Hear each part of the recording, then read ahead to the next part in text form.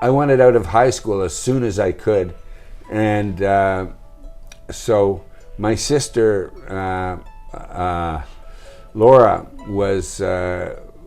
had been going to university in Newfoundland on the east coast of Canada, and she had been working on the coastal boats, which went to all the little isolated communities all the way north to Labrador. And the northernmost communities are Inuit. Well, she was doing mainly the south coast of Newfoundland, which was one of the stops along the way is Saint-Pierre and Miquelon, which is a French island owned by France. And so they had to have French-speaking personnel on there. So my sister got on as a stewardess because she could speak French. She got me on at age 18, and straight out of high school, I went on and I got my union card, SEAMAN'S union card, and so I was ready for a big adventure. Your SEAMAN'S union card? Yes. Meaning what, you can be on a ship now and that allows you to work on a ship? Yeah. Okay.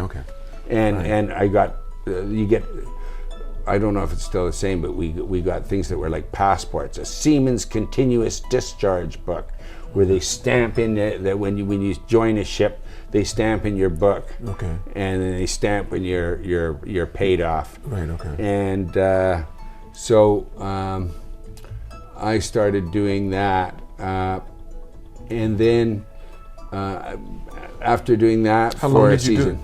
Yeah. That was about 6 months. Only 6 months. But going all the way down to Labrador to Inuit country, and on the ferries between the two,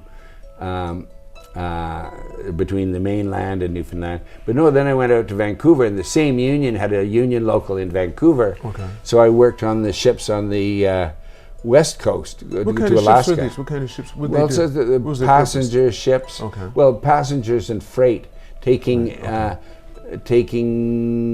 people and dogs and cases of whiskey to communities that had no roads. I see. And that also worked on towboats. They're towing log barges and stuff like.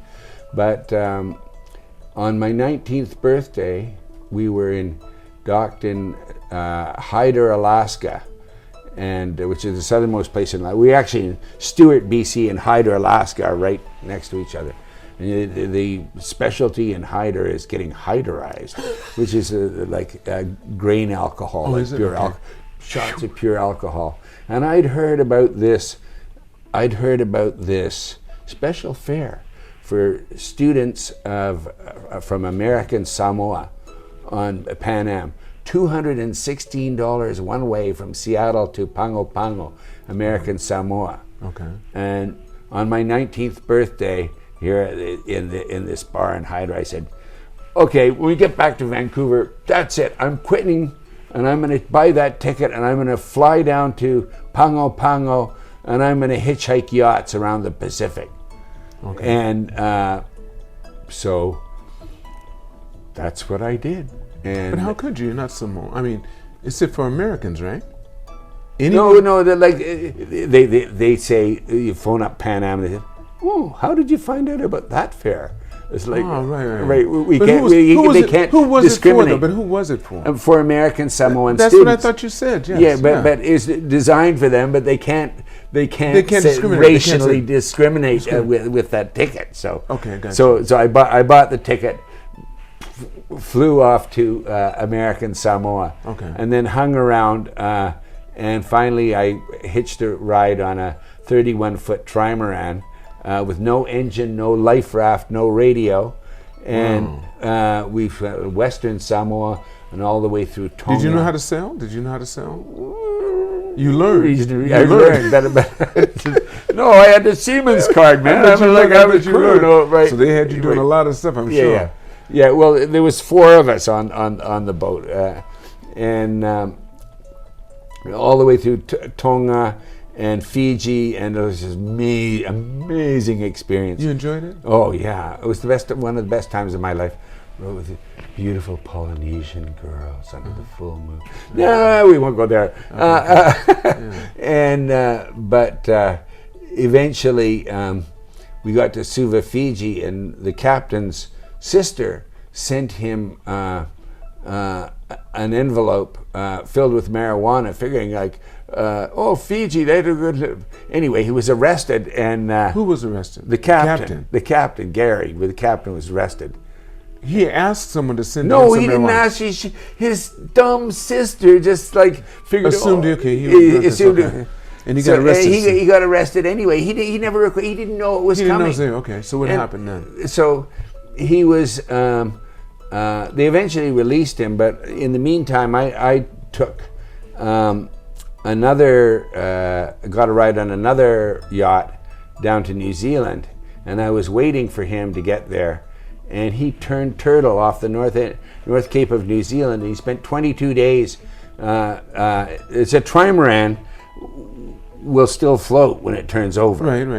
That's called turn turtle. Turn turtle, yeah. Right, because you can't get it back up. Okay. Yeah, you can't get it back up. Right. So, but he had the dry food and the water and the tools and under the floor. And so he managed to get in there in the bilge and saw a hole, and he had what looked like a kayak. And the only reason he was saved after 22 days. Where were you doing this time? I was in New Zealand waiting for him. Okay. And so luckily, the Charlie the Star-Kissed tuna boats, they had helicopter spotters, these high-tech, and he was spotted by a tuna boat. Otherwise, he never would have made it. Anyway, so I was left high and dry, and so I went to the union in Wellington, New Zealand, for the union for the ferries that go between the two islands of New Zealand, and I said that I showed them my seaman's passport and said that I was on the beach, as they say, like without a ship.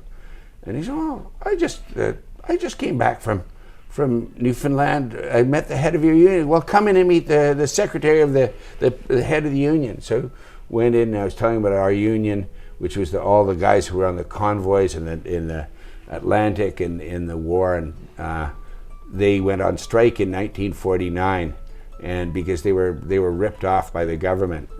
Some of them had 3 ships blown from underneath them. Mm-hmm. These are the old guys that I worked with. Like they were still in the 70s, and I said, I told this whole story, and the president, he sits back smiling. He says, it was an old Scottish guy, Toby Hill. He said, 1949, lad, I was the secretary of the Wharfies Union in Littleton, which is the port of Christchurch. And he said, I looked after one of those ships for 6 months. Lad, you're in the union. And so he arranged for me to get my work permit for New Zealand, and lent me $100 out of his own pocket to buy uniforms. And the next thing I knew, I was working on the ferries between the two islands of New Zealand.